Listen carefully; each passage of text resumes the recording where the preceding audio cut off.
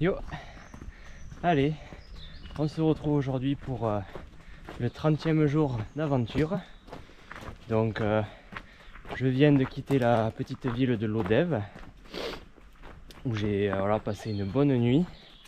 Alors du coup au gîte en dortoir, j'étais pas avec des pèlerins de Compostelle, j'étais avec des motards hollandais qui faisaient toute une boucle. Là on a discuté un peu, donc ils faisaient tout un voyage là dans les Pyrénées, le Massif central, par les belles routes.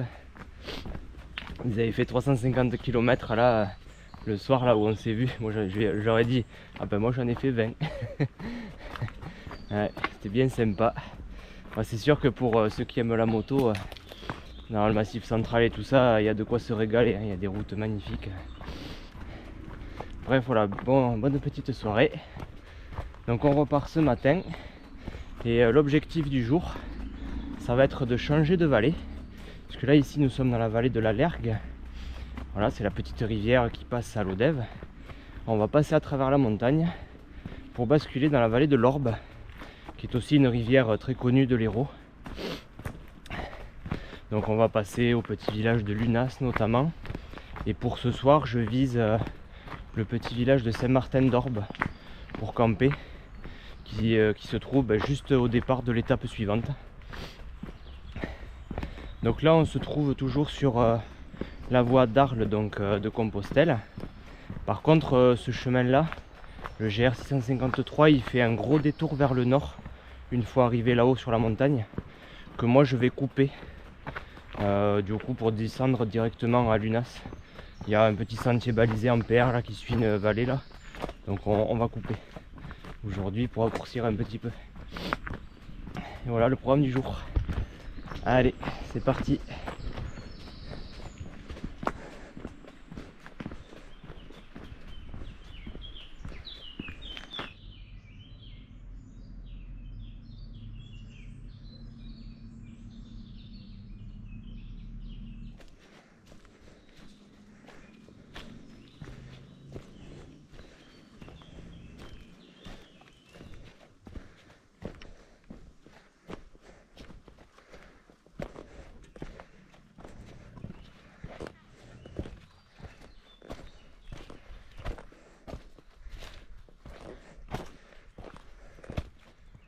Allez, on grimpe. Et au fur et à mesure qu'on monte, la vue c'est super bien dégagée sur l'est, d'où l'on vient. Du coup, de gauche à droite, là-bas, on voit le cercle du bout du monde, où on était hier. En bas, la ville de Lodève, on voit d'ailleurs la cathédrale dépassée. On a le mont Saint-Baudy en face. Et toute la plaine de l'Hérault, on voit l'autoroute A75. Et le lac du Salagou.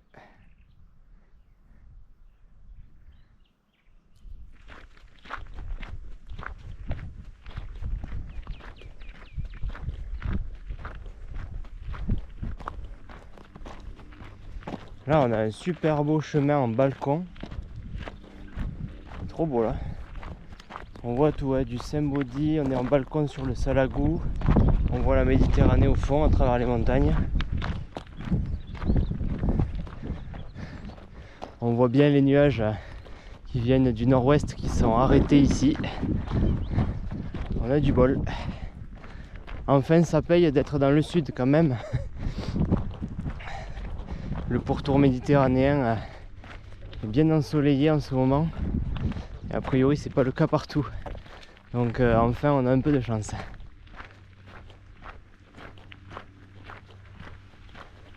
On est parvenu à la bifurcation. Du coup le chemin de Saint-Jacques part vers la droite, vers le nord, pour faire son long détour jusqu'au village de Joncel. Donc nous on va l'abandonner et on va plutôt prendre le GR7 à gauche pour pouvoir récupérer le village de Lunas un petit peu plus directement. Allez, c'est parti. Donc oui, d'abord GR7 et ensuite on va bifurquer à droite sur soit il y a un GRP, soit il y a un petit sentier qui a un PR qui descend dans une petite vallée et qui redescend également à Lunas. Donc on prendra l'un de ces deux chemins. Allez, c'est parti. Il y a toujours énormément de vent, ça souffle fort du nord. C'est vraiment particulier hein, comme météo ce printemps et début d'été 2024. Bon là j'ai énormément de chance, mais c'est quand même fou parce que normalement là on est fin juin, on doit être le 23 je pense. On devrait péter de chaud quoi. Et en fait limite j'ai froid avec le vent. C'est fou en fait. Vous voyez le vent qu'il y a. Mais bon, du coup on va pas se plaindre. Là on a le beurre et l'argent du beurre. On a un soleil chaud et un vent frais. Donc c'est parfait. Allez, on continue vers la vallée de l'Orbe.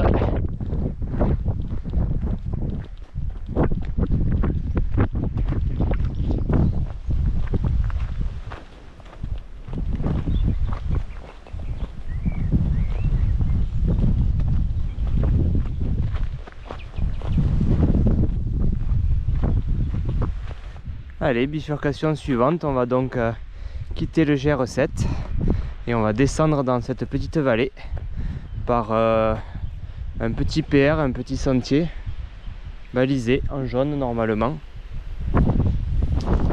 Comme ça on pourra descendre dans la vallée un petit peu plus rapidement que le GRP. On aura un peu moins de vent comme ça. Et il me semble que Céleste avait pris le même sentier, puisqu'on est à nouveau sur les traces du messager. Et je crois qu'il avait coupé de la même manière en suivant ce petit sentier. Et je crois qu'il avait d'ailleurs un peu galéré là avec son âne là pour passer le chemin là qui était au bord du ruisseau. Il me semble que c'était par là de mémoire. Donc on verra si on retrouve ces endroits là. En tout cas il y a encore une flore magnifique là.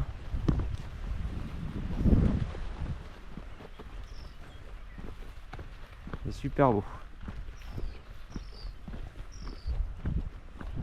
Allez zou, direction Lunas.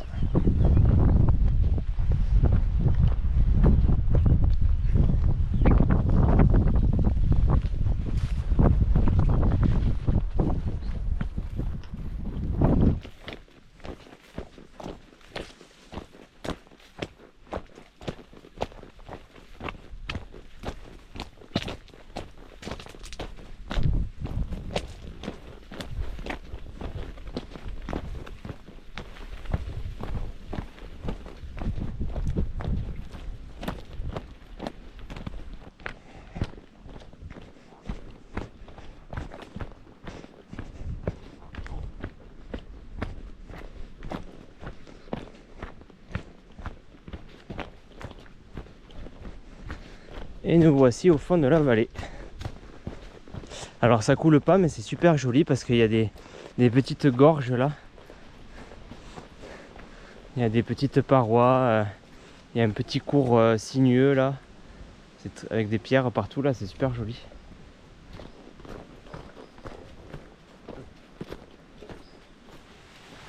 Et de fil en aiguille, quelques sources plus tard, nous avons de nouveau des ruisseaux.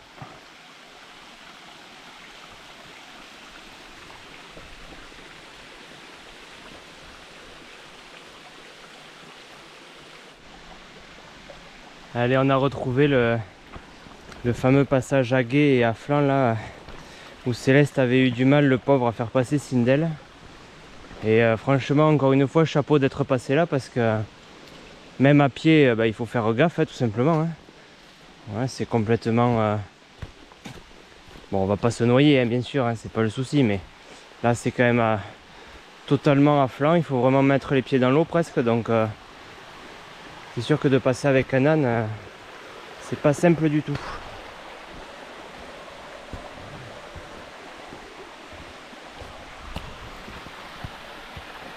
Alors, par contre, l'endroit est magnifique. Hein.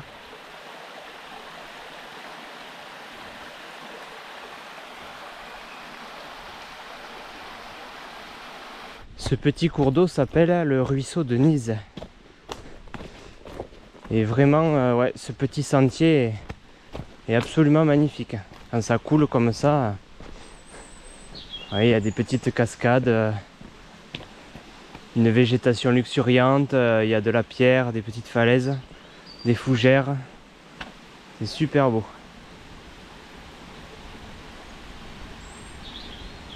Et alors, Avec un âne c'est chiant de passer, mais alors avec un gros sac à dos aussi des fois. Aïe. Ah. Ouais, là c'est pareil hein, là. Hop. Ah, c'est super beau là.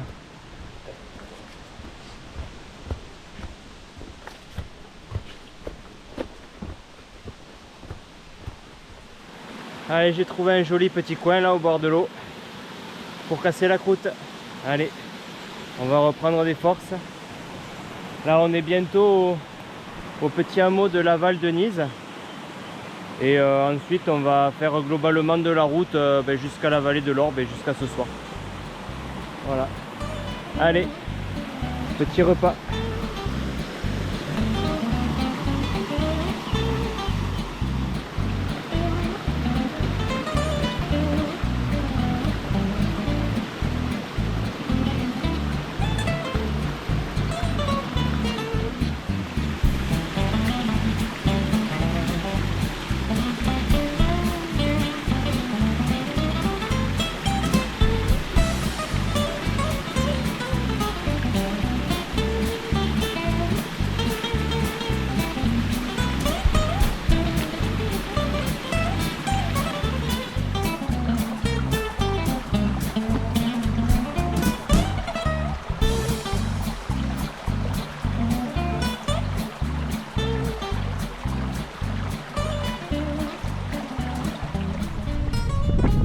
Allez, on a repris la route en direction de Lunas.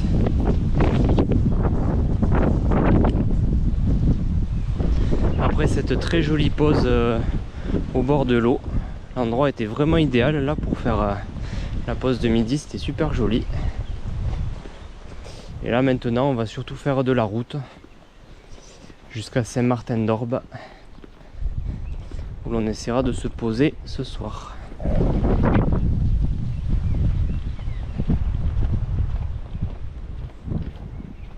Arrivé sur le petit village de Lunas où l'on va donc retrouver la voie d'Arles de Compostelle.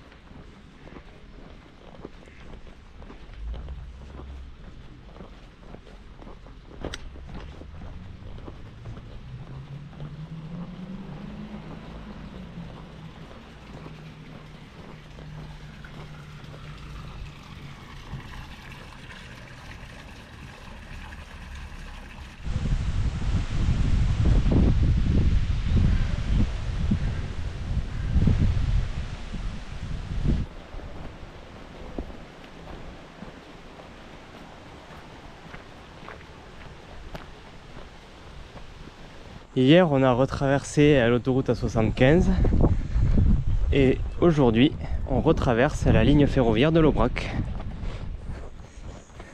Vers la droite il y a Millau, Neussargues et Clermont. On aurait pu descendre ici en train en vrai. Et le village de Saint-Martin-d'Orbe est en vue avec son église perchée.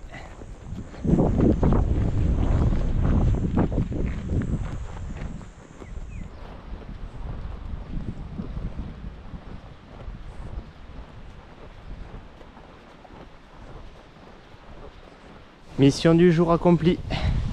On traverse l'Orbe.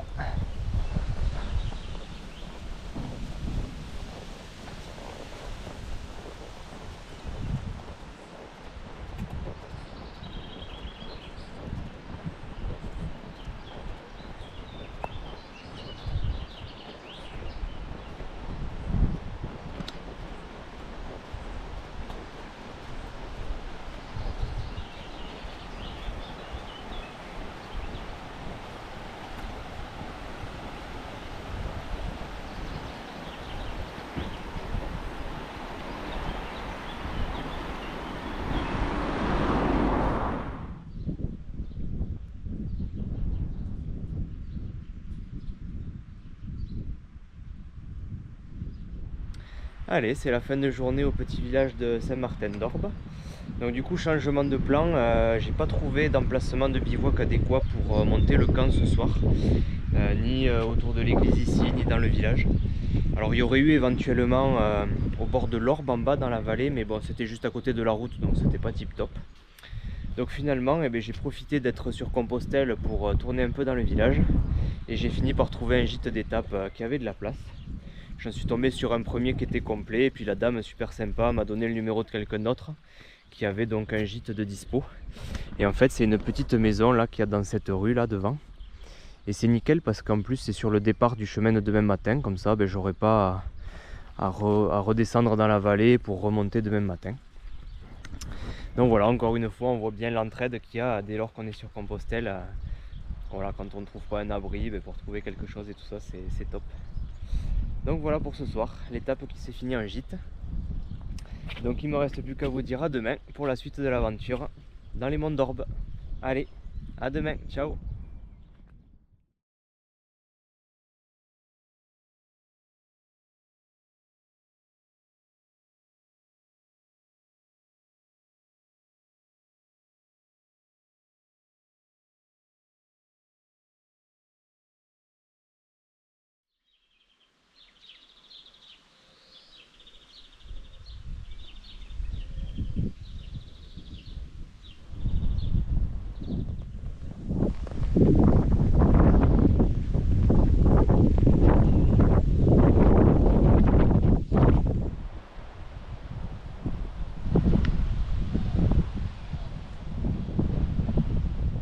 Yo.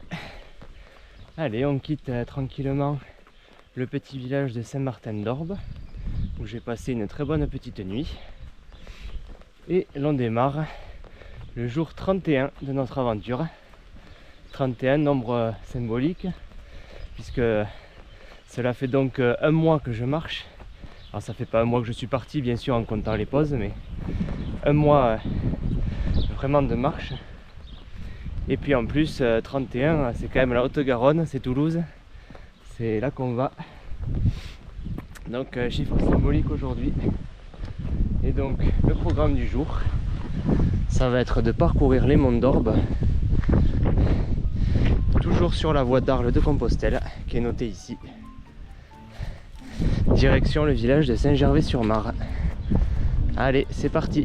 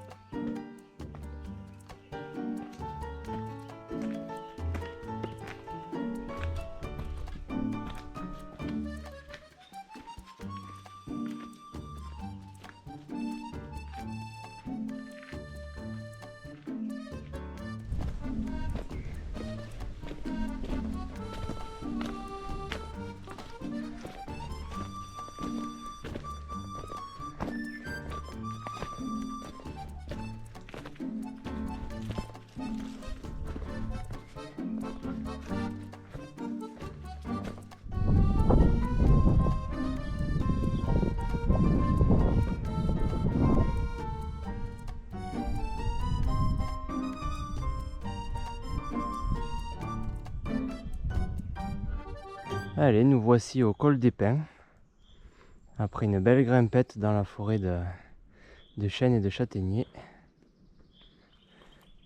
Donc là on est déjà à plus de 600 mètres. Et pour repère, la vallée de l'Orbe en bas qu'on a traversée hier est à 250 environ. Voilà. Donc là on va continuer le sentier. Et ensuite on va récupérer une piste forestière. Allez, en piste. C'est le cas de le dire.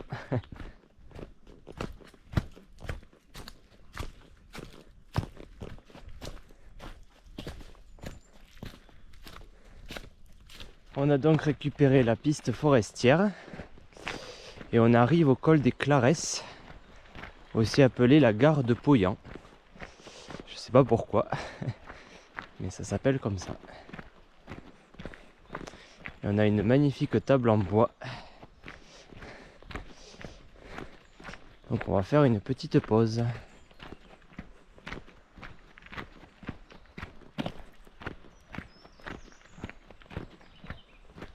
Bon, peut-être que ça s'appelle la gare parce qu'il y a plein de chemins qui partent de ce carrefour. Il y en a au moins 5. Il y a 5 pistes là qui partent en étoile. Donc peut-être que c'est pour ça que ça s'appelle la gare. Allez, on continue sur les pistes, toujours sur le GR 653 de Compostelle.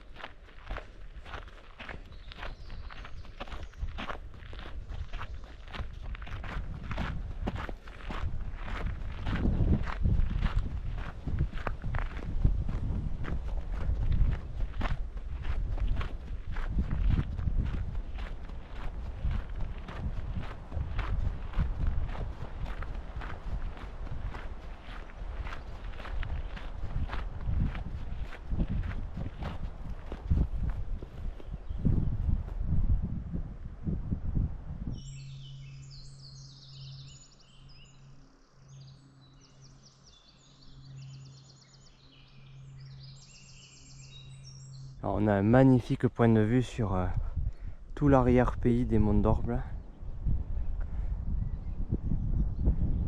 Il y a beaucoup de relief aussi, beaucoup d'éoliennes. Et tout là-bas au fond, à nouveau le Mont Saint-Baudille. Là ça paraît loin, à nouveau. Et nous voici au col suivant, le col de Peyremal, à 666 mètres d'altitude. Et alors c'est super sympa parce que quasiment à chaque col sur le chemin, là il y a des tables de pique-nique là. Donc c'est super agréable pour faire des pauses le long du parcours.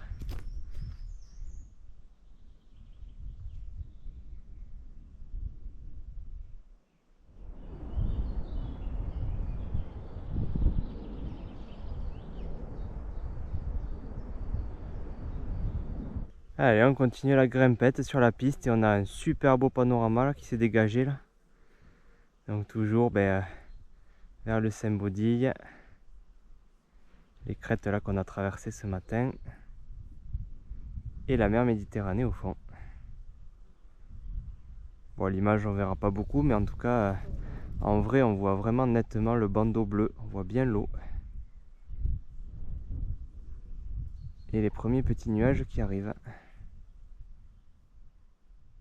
Donc là nous sommes près du pic du Liouret. Et on va passer encore quelques cols. Et on va s'approcher des 1000 mètres. On va pas les atteindre, mais on va dépasser les 900 bientôt. Allez, on continue à monter. On a une jolie ambiance qui me fait penser au Cantal un petit peu ici. Avec ces alpages là sans forêt. C'est super joli.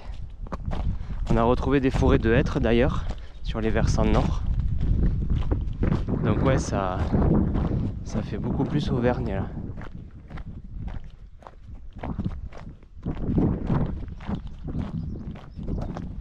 Et l'on arrive au col de Serviès.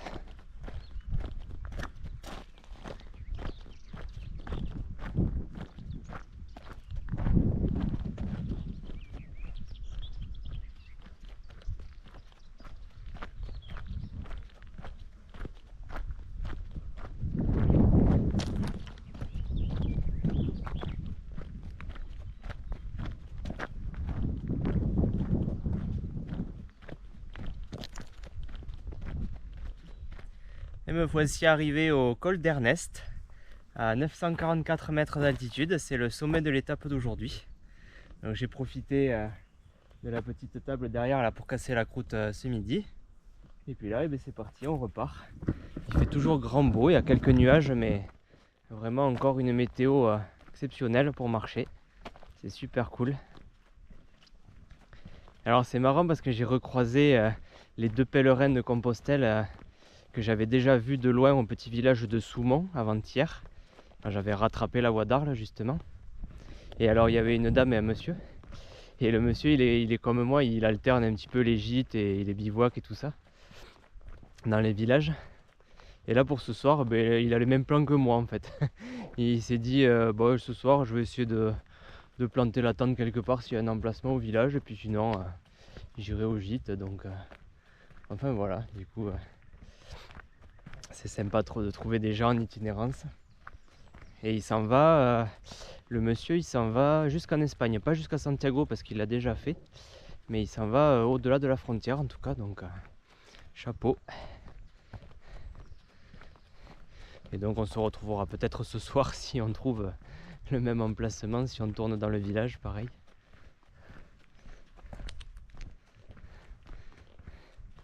On a une belle végétation et on a également retrouvé de la bruyère qui est parfaitement fleurie, elle est magnifique.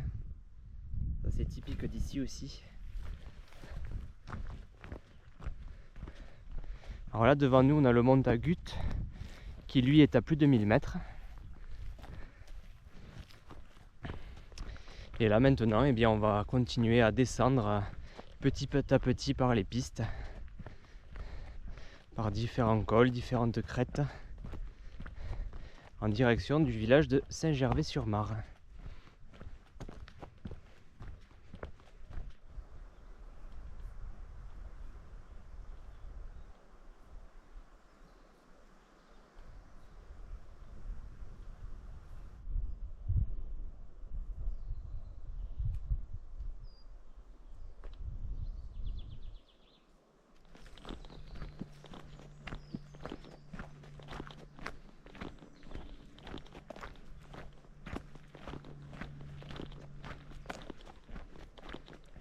On vient de sortir de la forêt là et on a un magnifique panorama vers le sud qui s'est ouvert à nous.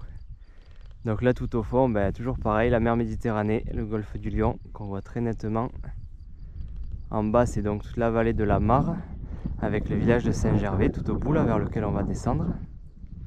Au-dessus le mont Caroux, c'est l'objectif de demain. Les monts de l'Espinouse et la montagne de Marcoux devant nous. Mais ouais, sacrée vue sur la suite de l'itinéraire. Et je pense même qu'au bout là-bas, on voit le début des Pyrénées, là, vers le Canigou. C'est bien la direction et c'est très loin. Ouais. C'est super beau. Et nous voici au col du Layrac. Donc là, on va entamer la descente vers le petit village de Mecque. Allez, c'est parti.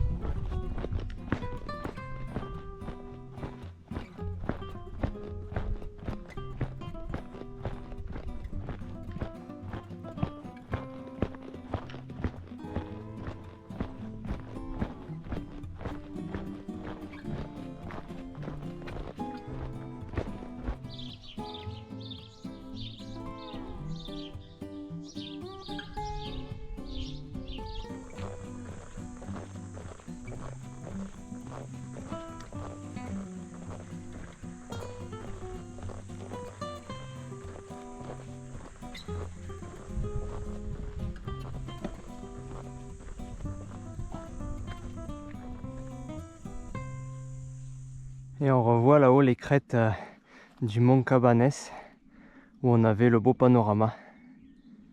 On a fait une belle descente là. Allez, on arrive bientôt sur la vallée de la Mare.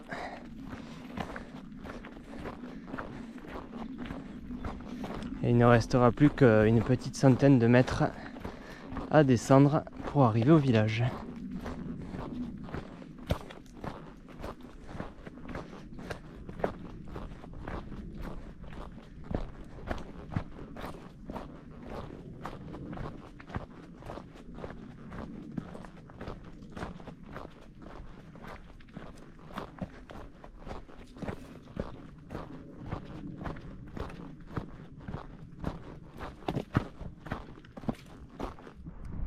Allez, le village de Saint-Gervais est en vue.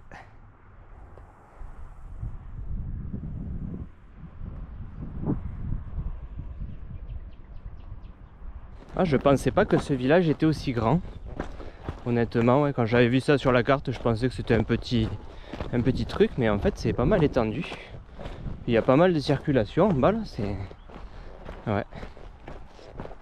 Bon, du coup je vais voir en fait, parce que vu qu'on est sur Saint-Jacques là, je vais voir si je peux pas trouver un gîte quand même pour ce soir, bien qu'il fasse beau. Parce que là, mine de rien, il a fait bien chaud aujourd'hui, là c'est la première fois. Et du coup je dirais pas non à une bonne douche, honnêtement. Mais bon, on verra bien sinon. Mais c'est surtout ouais, que comme ça a l'air très grand, c'est pas sûr qu'il y ait des coins un peu discrets là pour replanter le tarp. Donc on va voir en arrivant en bas. Bon, en même temps, il ne doit pas y avoir non plus, ça doit pas être plein les gîtes, hein, parce que, mis à part les 2 pèlerins de Compostelle là que j'ai croisés aujourd'hui et il y a 2 jours, j'en ai pas vu d'autres. Donc bon, on verra bien. Je vais bien voir si je peux trouver un gîte. Je pense que je vais en profiter. Allez, on fait nos derniers mètres de descente. Et ça aurait été une grosse étape quand même aujourd'hui, mine de rien. Parce que à vol d'oiseau, c'est pas très éloigné, la vallée de l'Orbe est ici. Mais c'est vrai que dans les pistes forestières, là-haut, on a fait beaucoup de lacets, beaucoup de boucles. Donc ça doit faire quand même pas mal de kilomètres. On doit bien s'approcher des 25, je pense. Donc ça aura fait une belle étape.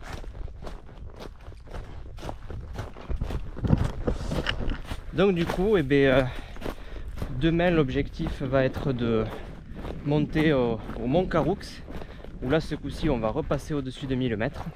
Donc c'est une montagne assez connue de l'Hérault, le Caroux. Et voilà, donc je vous dis certainement à demain pour la suite de la traversée. Allez, ciao!